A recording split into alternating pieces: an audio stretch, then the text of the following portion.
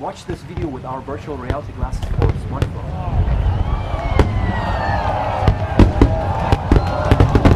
virtualvizor.com.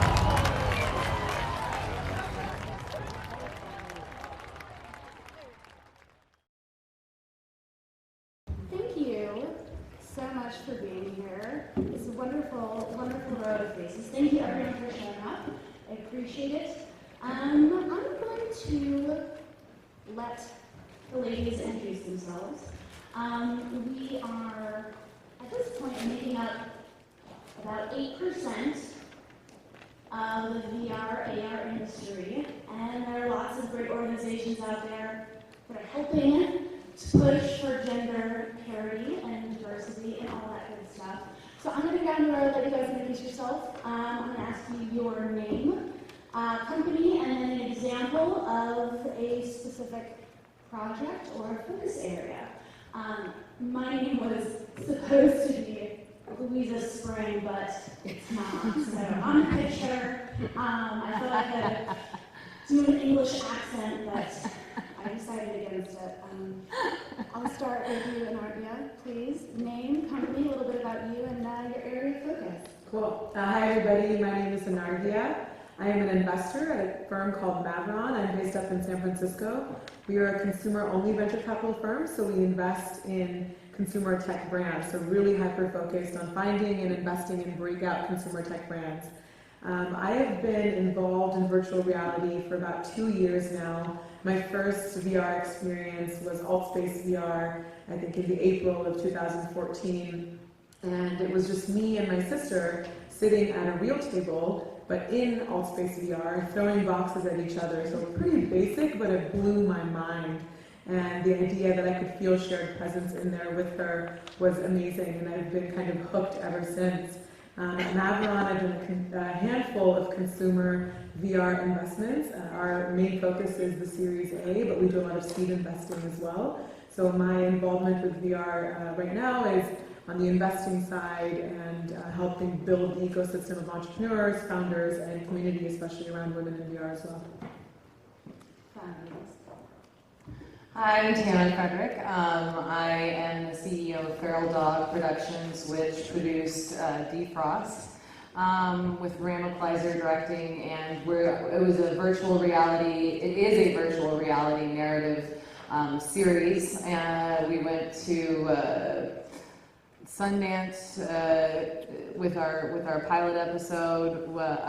We keep following up, and we have 12 episodes completely finished and some great actors in them. And it's a great, wonderful sci-fi sort of soap opera-ish type creative narrative tale. So I'm really happy to be here and happy to have Molly and moderating. Thank you for showing up, Tanna. Christina. Hi, I'm Christina Heller. I'm the CEO and co-founder of VR Playhouse. We are a creative studio and full-service production company that specializes in VR, AR, and I would say emerging creative technologies. We've done a lot of branded work and commercial projects over the last couple of years. A couple of standouts recently was we finally got to talk about being the creative team for the Lytro tech demo, Moon, that was recently released. And then also we did the flagship piece of content for the Life VR app from Time Inc. called Defying the Nazis, which was a collaboration between Ken Burns, PBS, VR Playhouse, and Time. Awesome, thanks. I am Alethea Avramis, and I'm the producer for Specular Theory. In Venice Beach. We are a live-action VR content studio. We are mainly known for our cinematic narrative work. There's a series called Perspective, which has been at Sundance the last couple of years. There's a police brutality piece in VR, which was at Sundance this year, which is kind of really what we're known for. We also do a lot of branded content as well. Hi, I'm Rachel Skidmore. I'm the Director of Media Development at Skybound Entertainment. I would say our first foray into VR was the series Gone for Samsung VR, directed by J.T. Petty. He's worked in video games and narrative and television. So it's a cinematic series, 11 episodes narrative, and it's a thriller with a side twist. Thank you, Jacki. Jacki Morie. I have a couple companies right now doing some VR and AR work, but I think I'm the VR historical survivor up here on the panel because I've been doing this since 1989, pretty consistently, and been really amazed to see how things are changing in this sort of resurgence of VR and seeing all of the kind of hearts and minds that are putting themselves at this juncture to make VR something really, really special. My companies tend to focus on a little bit more research, a little bit more meaningful VR applications. So the most recent project that I just wrapped up was creating a virtual world ecosystem for NASA for astronauts who would go on long-duration space missions, and we put it in a Mars habitat on a mountain in Hawaii, where 6 scientists were locked up for a full year, and they got to use this to take virtual vacations and to stay in contact with friends and family back home through recordings of their avatars in spaces, sharing things that way when they had no synchronous communication. So we're about to publish the results of that. It looks like it did help them deal with the issues of sensory deprivation and social isolation. Hi, my name is Catherine Day. I am the head of Unscripted at Jaunt VR. So I do a lot of news, documentary, travel, adventure, and cause content. We've worked with ABC News a lot, Camp 4 Collective. We did a series called Home Turf. Also done some stuff with Tastemade and Riot.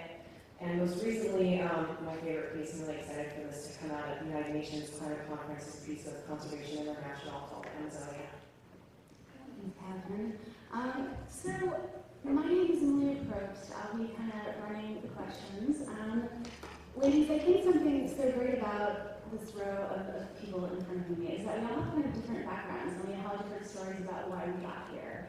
And so, whether you come from a luxury hospitality and marketing background like myself, or you have a computer science and art like Jacki down there, right there.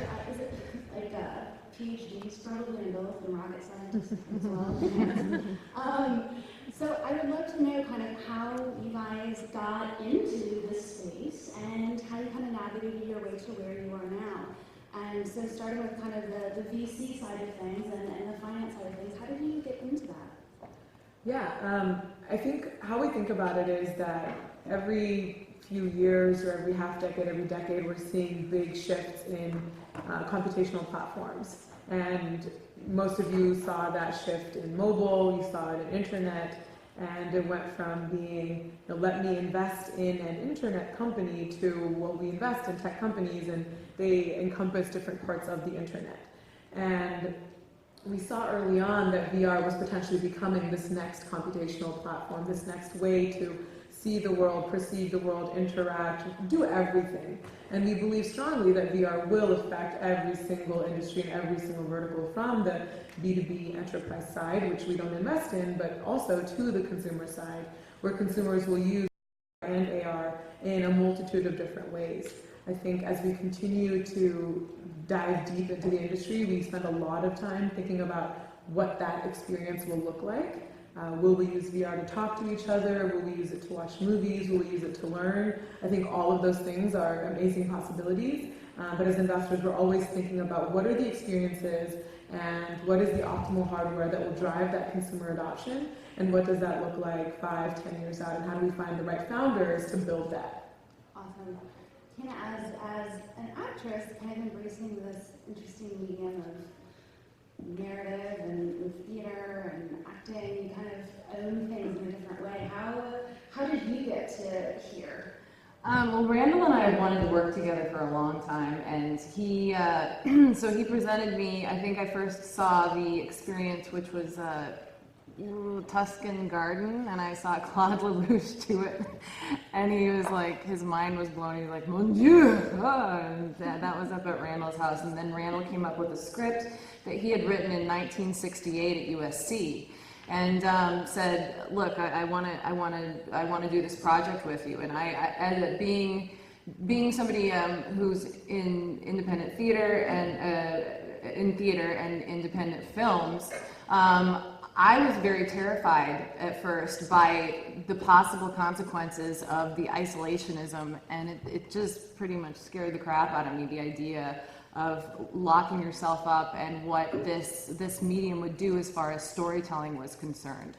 So what did I do? I said, if it scares me, I'm going to do it. So I took on, so I just dove right in and started producing it, and still am doing that now. And it's been fascinating because it's actually a medium that I feel trumps theater and if used correctly, trumps theater and film, and is one of the most exciting new artistic mediums that we have at our fingertips. So that's what really gets me kind of hot about VR. Christina, what gets you hot about it? Well, I think that what's really exciting about VR is the fact that it takes such a wide, diverse skill set to really pull it off. You need people from a variety of diverse backgrounds to do it well. And when, I was a documentary filmmaker and journalist throughout my 20s and was very interested in new ways to tell those kinds of stories. And my partner and co-founder had run a theater company that had been both here in LA and also in Chicago that had been devoted to new works, new productions. So no revamp of Glass Menagerie or anything like that. And so it was Sundance 2014.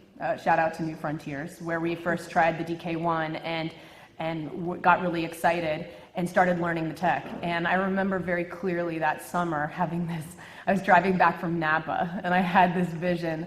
And I called Ian and I was like, Ian, I just have this vision that VR is the thing that's going to take our whole creative network and all of our creative community from all these different walks of life and bring it together. And I just had this vision of all of us looking in the same direction, and that direction being VR.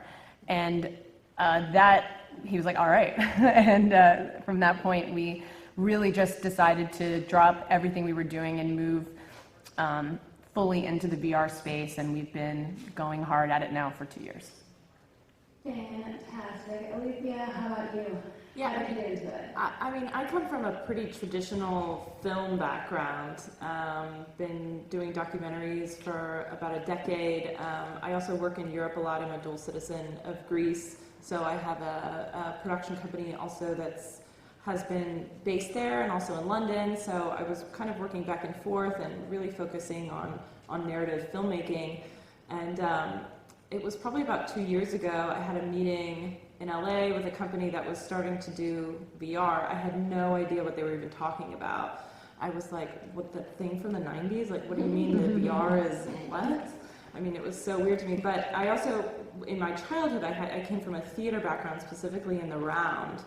I attended Ottawa Arts Academy in high school, so we had done everything in the Round, and when I put on, I think it was like the DK2, I was like, oh my god, everything just came together in that moment. It was like, you could see the whole choreograph of everything, my love for theater in the Round, and things that were choreographed or things that were also one take. I've always been super obsessed with films that are one take and everything like that. And so I was like, I have to start working in this. And so that's kind of how I first got interested into VR. But I think, to me, what's most interesting about it is just like any other art form, I think it's already challenging what it means to be human. And to me, that's the most exciting part of kind of where everything is going. I'm more interested in the kind of emotional areas that VR is taking us to. Thanks. So personally, I've always had an interest in the intersection of art and technology. So I have a background in electronic art, and so I was always studying things like multimedia and interactive entertainment. And so, flash forward 2 years later, my background's mostly in digital entertainment and working with YouTubers and just working in cross-platform storytelling, and that's something that Skybound is also known for, with things like Walking Dead, taking it to as many platforms as possible, figuring out how, you take it from the show and you do something with then Telltale and video games, telling a different story that intersects in different ways with the original material. So I think the idea that there was another platform that you could connect to an audience with in a really unique way was sort of my original fascination with the immersion.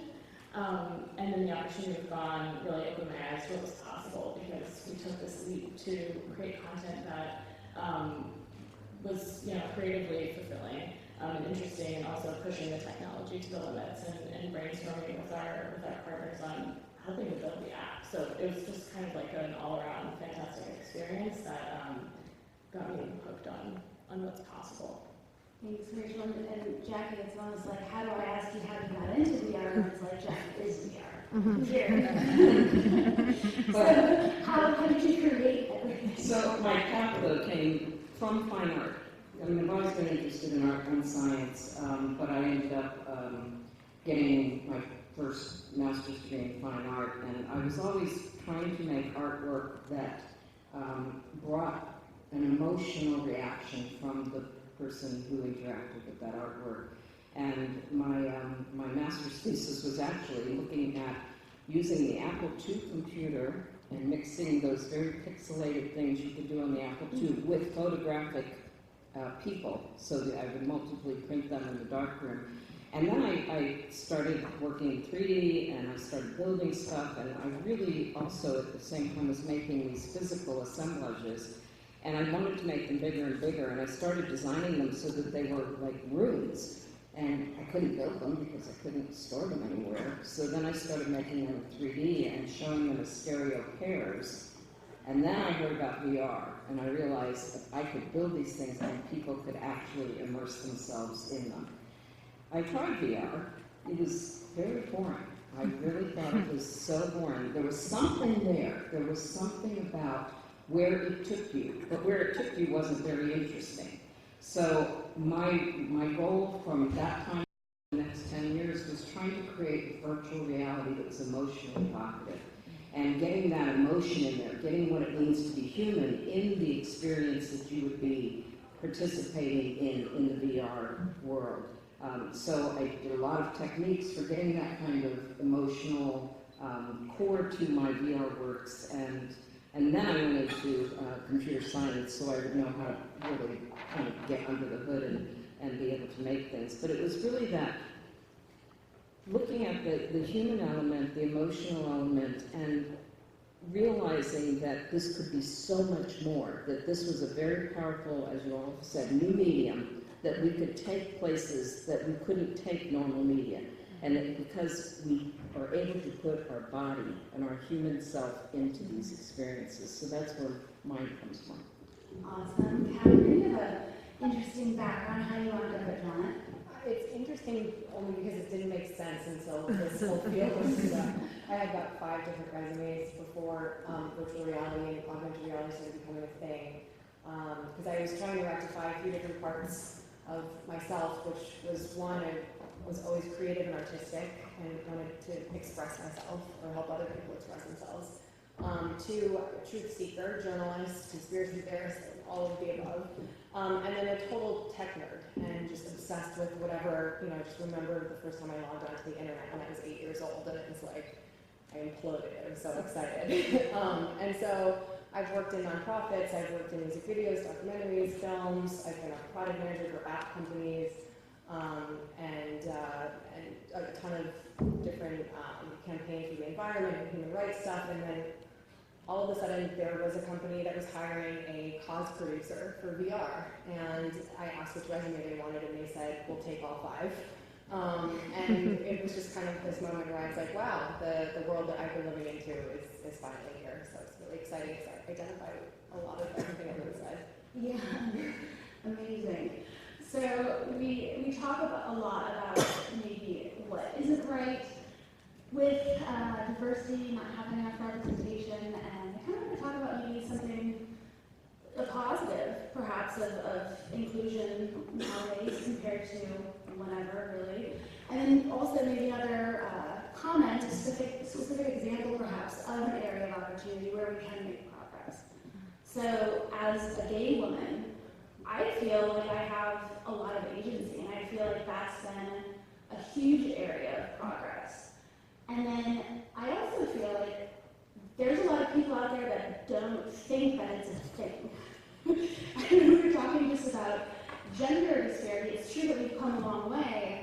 great, but we still have a long way to go. And there are some people that say, hey, because it's in black and white, everything looks equal, kind of ignoring some systemic things. So I kind of want to ask, what's your, like, maybe an area of good stuff for you, and then an area of opportunity or something we could work on in your experience? Sure. I'll start with the good stuff. I think what's been promising is, so one big piece of VR that I've seen is the ability and the need to render oneself in VR. So what will your avatar look like? What will you look like in VR? And sometimes recreating the exact human form as how you would see that person in reality can be tough. So a lot of applications and companies are doing more cartoon renderings. And what's been promising thus far, and we saw this a couple weeks ago at the Oculus Connect conference, is that there is a huge diversity in being able to figure out what one person's avatar looks like. So diversity in gender, diversity in race, skin tone, hair texture, face structure, all of these things, which I thought was really promising and exciting to see that you don't have to wait a couple years to get a brown emoji or something, and it's starting from the beginning. So that was really promising to me. And I think an area that we have to continually think about is making sure that our inclusion conferences or conversations are truly inclusive. I've seen that people with different cultural backgrounds, with different perspectives on life will react very differently to VR experiences. Your upbringing, your racial and ethnic community, your gender, or the way you perceive your gender can really affect how you perceive a particular piece of content. And I'll give a personal example, which I've talked about a little bit. My husband is African American, and there's a Trayvon Martin fully immersive piece where you can kind of go through and see what happened that evening. And putting my husband in that experience was a very, very emotional and difficult moment for both of us, for him to see someone that looks like him and that could be him in a fully immersive environment. And different people will react differently, but for him it was, I think, more traumatic than it would be for someone else. And so I think being cognizant of that and always thinking about that, preempting people before they experience something, and then being very culturally aware and sensitive is something that we should continually talk about and continually discuss. Thank you. Tanna. Well, That's inclusivity, positive and negative. I think the cool thing about VR that is way different from the film world, and having started in 3 years ago, is that there was more of a sense of teamwork. With my whole team is guys. It'd be great if I had some more women on my team, but for the most part, we're in this field, and being a pioneer of VR, there's this willingness to help and to share, and I try to focus on that, because it's not like we're in, like I said, the traditional film world where rules have been set. It's like we're discovering the rules. We're creating the rules ourselves. And that goes beyond gender. That goes beyond, it goes beyond everything. It kind of just boils down to like creating good art. And so that's what I've been trying to focus on. I mean, yeah, you can go from conference to conference and say, that things suck, or you can say, which is fair, and but I just try to keep my eye on the prize, which is getting a nuke artist to finish my frigging 12 episodes. So it's something that I don't choose to ignore, but it's something that I just feel that VR is really an exciting world where males and females are coming together and sharing secrets and sharing exciting, like, we're all inventing this wheel together, and it's a fun place to be right now. Yeah, absolutely. Christina, what about you? I have to say that I think that when VR came to life, it was at an interesting time. We had just come after Gamergate and things like that, and so there really was an effort right from the get-go, at least when I got on board, which was about a little over 2 years ago, to learn from the mistakes of the film industry and game industry. And as a result, there was, and Digital Hollywood can be commended for this. There was a lot of emphasis on making sure women were getting on panels, and there were women panels and things like that. So I would say it actually, VR Playhouse really benefited from having a woman as a CEO, because we were able to get speaking opportunities and things like that, because there was just sort of this excitement around making sure women's voices were heard. As far as the stuff that is difficult, I think it's more systemic about subconscious bias in business more than VR specific, and it's hard to know sometimes, I think, and maybe you guys can relate to this, how much of something is because of an unconscious bias, or how much of it is something in yourself that you could become better at, you know. But I will say that I noticed that when Ian, my partner, is negotiating with clients, he has a much easier time getting bigger budgets. He gets more, like, that's why when I've gotten to the point where, like, when we have a bigger, when I say bigger budgets, I mean budgets that are actually, like, appropriate for the work we're doing. So, you know, whenever there's, when we need to negotiate a bigger budget, I've just started throwing Ian at it, because I've noticed that he is able to close those deals more easily than I can. Now, question though, is that because there's some sort of unconscious bias and he has that deep, low, authoritative voice, or is it because I'm not a closer? These are questions I ask myself every day. Alethea, what about you? What do you ask yourself today? Inclusivity from your perspective. Yeah, I mean, I think like Christina said it, I think there has been an effort right from the beginning to ensure that VR maybe expands beyond kind of where the film industry has traditionally been and where the tech industry has traditionally been in terms of inclusivity.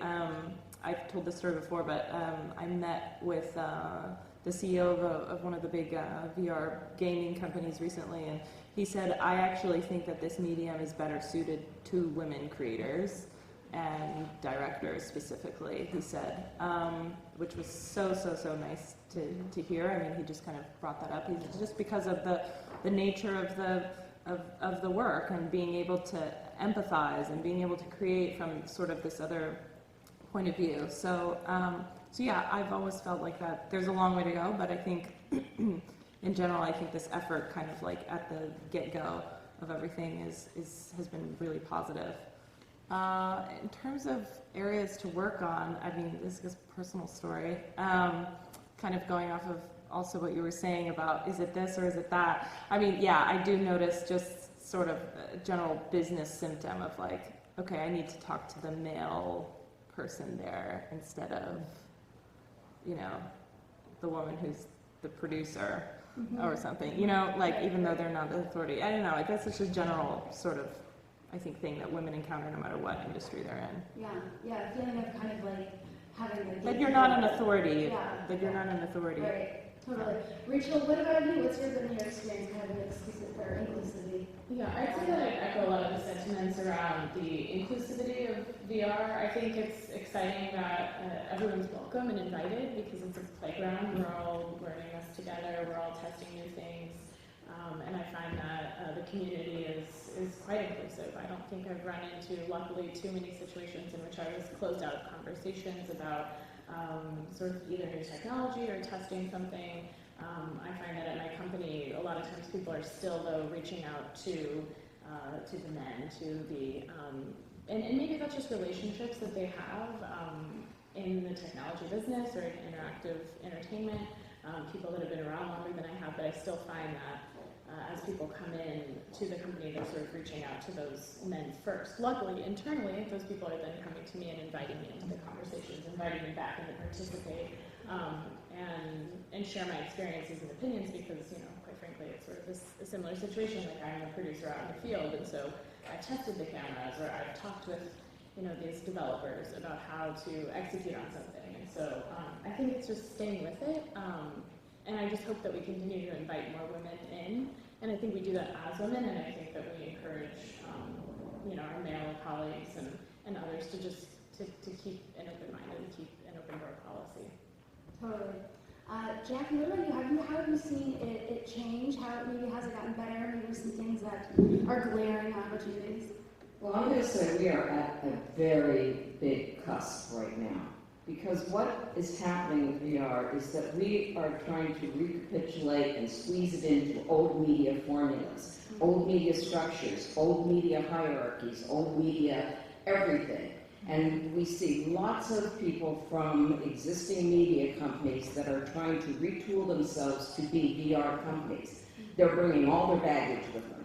And I think this is a problem that, again, not having women on is not the main thing. The problem is that we are not letting VR become the medium that it could be. And in my research, and if you want to read my dissertation, it's out there on Morie.org, I did a very deep survey of the first 100 really amazing VR pieces that came out between 1985 and 2005, back when you could actually count VR experiences. And there were about 100 of them that were really, really amazing. We're just getting to some of that complexity now in this resurgence of VR. Well, 70% were done by women. And this is not a well-known thing, but I believe that this is a medium in its full affordances that is specifically suited to a female mentality. Females have somebody said empathy, but they also tend to create a space where people can find their own way, find their own strengths. They do this with children, and I think that this medium, you have to give up some of the authoritative authoring to let it become what it's going to be. And I think that, and I'm going to predict this, that we're going to find our first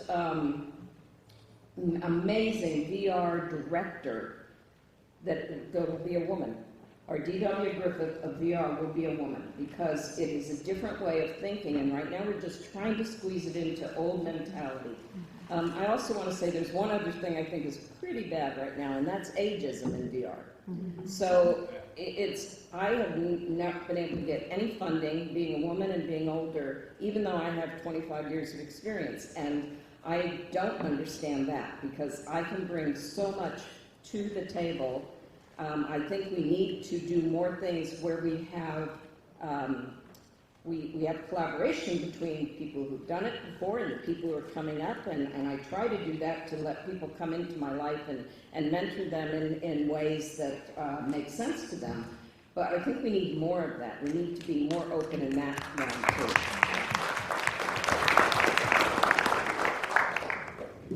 Yeah, we've got a target audience of 18 to 25-year-old male millennials, so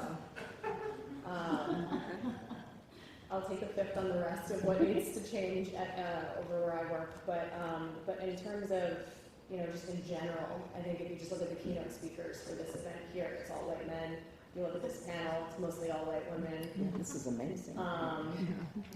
So, I mean, we've just got a long way to go as a society, and this is just reflective of that. I was at the White House a couple of weeks ago for South by Southwest, and it was the most diverse gathering I've ever been to, or I actually felt like a minority, and going to other gatherings that aren't that diverse after experiencing something like that, it just feels kind of fake. And I think a lot of us have ended up in this industry because we have a low tolerance for things that seem fake, or that seem contrived, or that seem too produced, and we like this medium because if something is inauthentic, you feel it and it doesn't rise to the top. And so, if you just look at, and I don't like to generalize too much, but if you get kind of scientific about the difference between the male and the female brain, because for millions of years as we evolved, men were largely concerned with hunting and killing. They have a more unique ability to specialize in something than a female does, just generally speaking. You ask a man to think about something, and his left frontal lobe will pulsate with activity. And if you ask a woman to think about the same thing, even if they're reaching the same conclusion about whatever you've asked them to consider, the female brain will have specks of light all over the place, like a universe. And so I think as women, we've struggled to express ourselves because we're trying to make connections between seemingly disparate things. And VR is a great medium for us because there's so much space to fill, and so I do think that whether or not a woman is the first great VR director, because you might find a man who has a brain structure that's a little bit more spherical as opposed to specialized. You know, it doesn't really matter what body it comes in. I think what's important is that we just step back for a second here and, like you're saying, not try to force an old way of thinking into a new medium and kind of say, like, what is this medium best at doing, and try to fill up that space with layers and details and life as we experience it, not as we try to control it. Yeah, absolutely. I love that. That's beautiful. Thank you, Catherine. When we're talking about inclusivity and how to make a change, right? Like, how do we actually do something about it? What can we do wherever we are, whoever we are in our organization or in our niche? How do we kind of push things in our direction? And I would love to know, like, kind of ideas that you guys have had, something that you've seen, something that you're doing, something that you want to do. I have a podcast, and I've had 2 of the women on this row right here on it, and I would love to have all of you on it. But, like, I try to feature women and get their voices out there and get their stories out there and to kind of hear about that. When we're talking about venture capital, right, that is, in general, whether we're talking about virtual reality, augmented reality venture capital, we're just talking about venture capital as a whole, it's very, very strongly male. There are not a lot of women. How do you deal with that, and what kind of things can we do to help that pendulum swing as well? Yeah, you're absolutely right. A vast majority of venture capital dollars goes to male-led companies, and there's also not a lot of women in venture capital, so oftentimes if there are companies that are building products for women or targeting women, they go largely misunderstood or completely overlooked. So I think there's PhD thesis worthy amount of speculating that can happen in this space for sure. Tangible things that I see myself doing, my colleagues doing, other friends in the venture capital world who care a lot about this. One of the biggest gaps I see in companies where the woman is a leader is a lack of kind of the network that provides the basic fundamental knowledge when it comes to that pitch meeting. So, you know, if a male founder is coming in a pitch meeting, oftentimes he has a much better understanding of what venture capital returns are like, what are the things VCs want to hear, you know, what is a term sheet, what should it look like, who are the other VCs you should be talking to. Just that kind of background foundational knowledge is much stronger. And I think a lot of that comes from he potentially has a network of other male VCs he can chat with and talk to and get information from.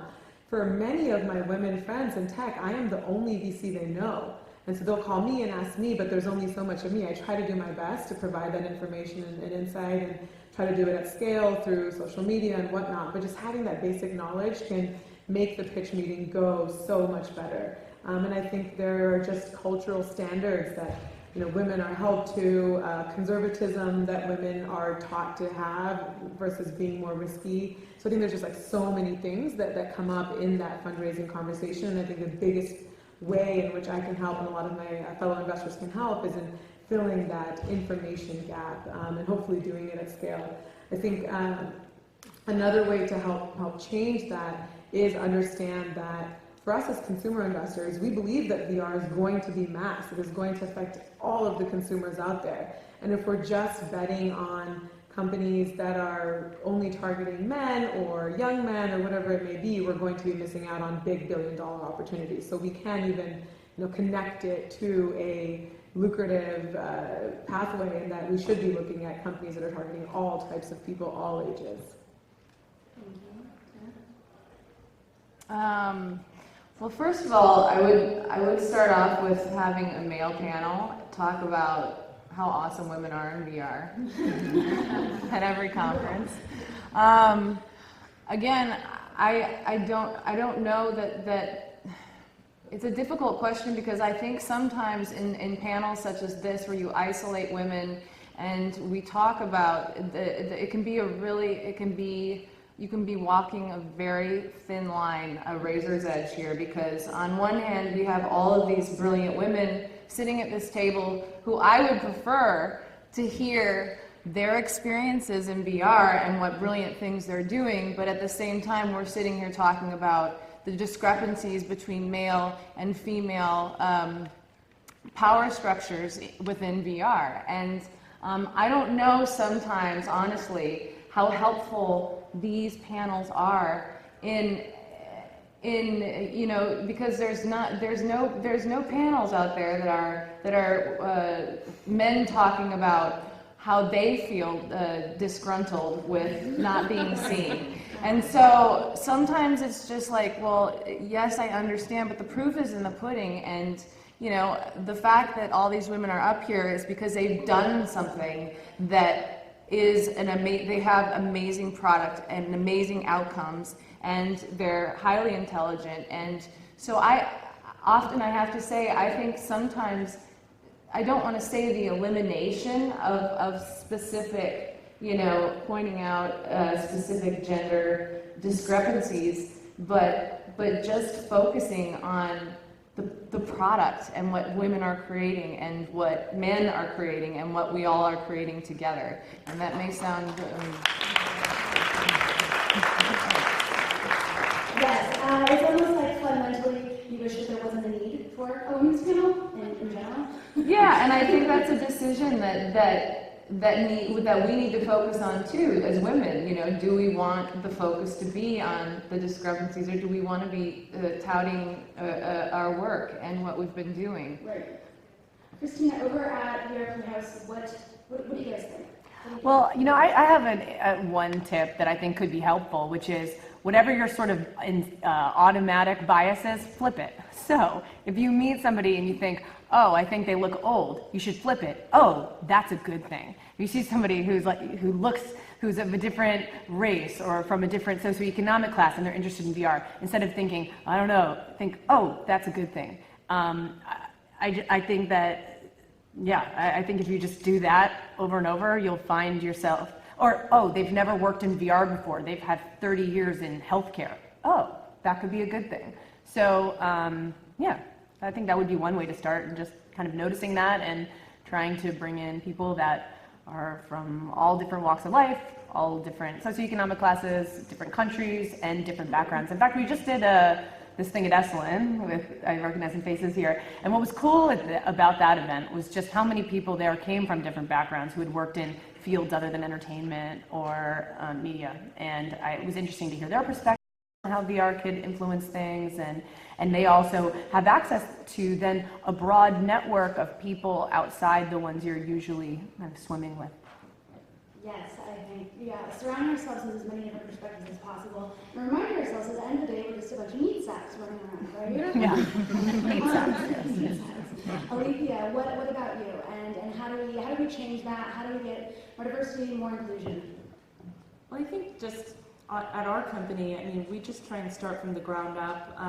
We have a really diverse internship program, which I know for me, when I was first starting out, I started interning when I was 17, and that was such an amazing foundation for what I'm doing now. I interned at everything I could in entertainment, and it was because of those things. I still have relationships from those days, from supervisors or people that I work with who I had to earn my trust and respect there, just like anything else.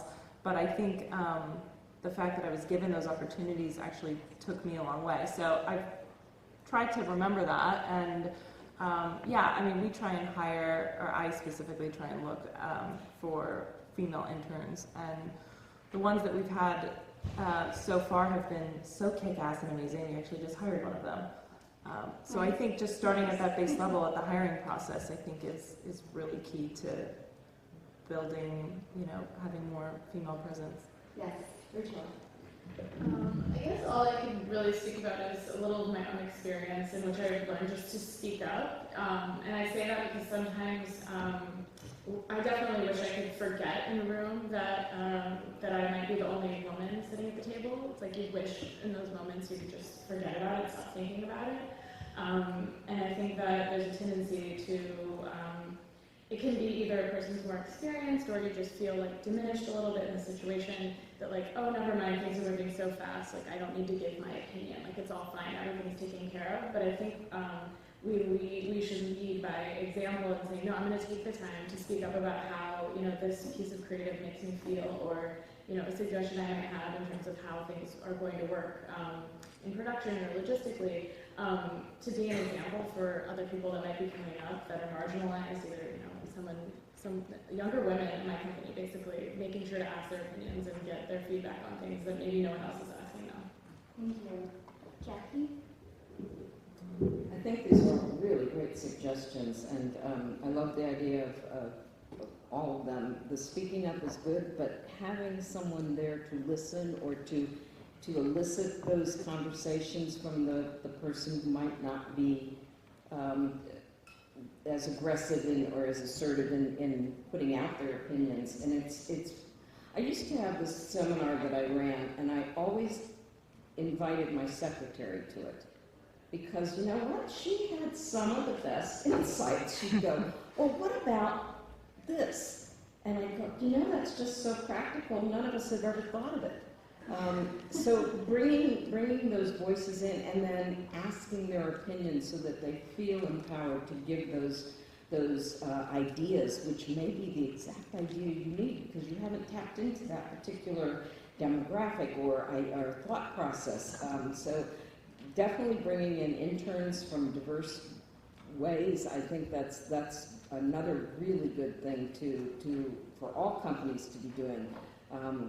And I think we're making inroads. That's the thing. I think maybe this panel is all white women, but there's a lot of diversity that I'm seeing coming up, as opposed to maybe where it was, 20 years ago.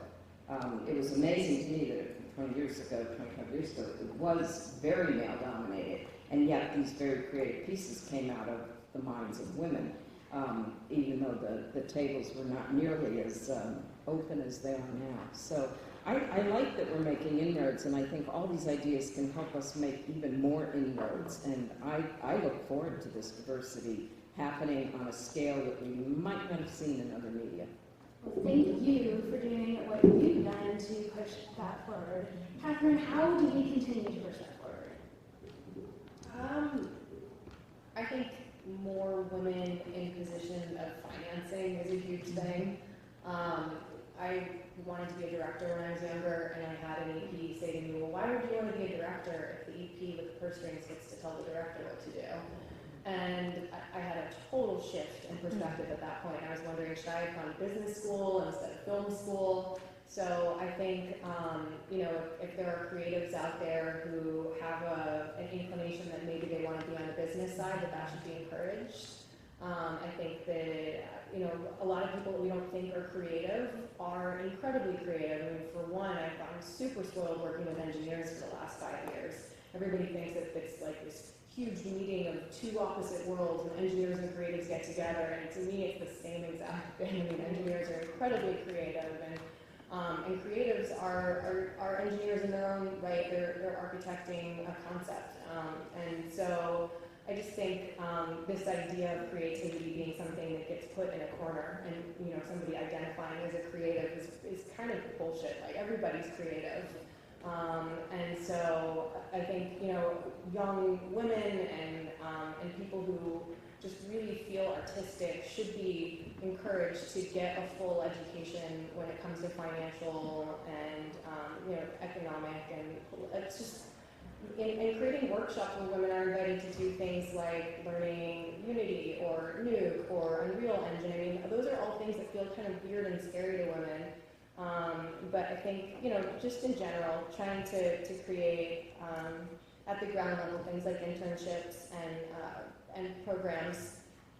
I would say if you're a female in the industry and you're trying to help other women, invite them to opportunities where they can learn skills that they feel are so far away from what they're capable of doing, because it's really just a lot of rhetoric and jargon, and once you learn a couple key terms, you can start swimming.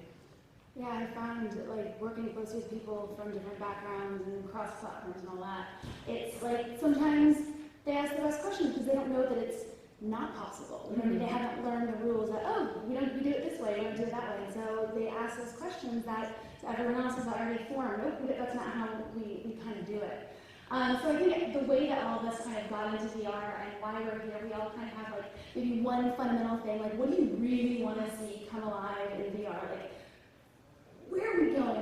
What do you really want to see happen? I really want to see therapeutic uses personally. That's my pet thing. What about you? Even though you're a VC and you're money, what do you really want to see happen?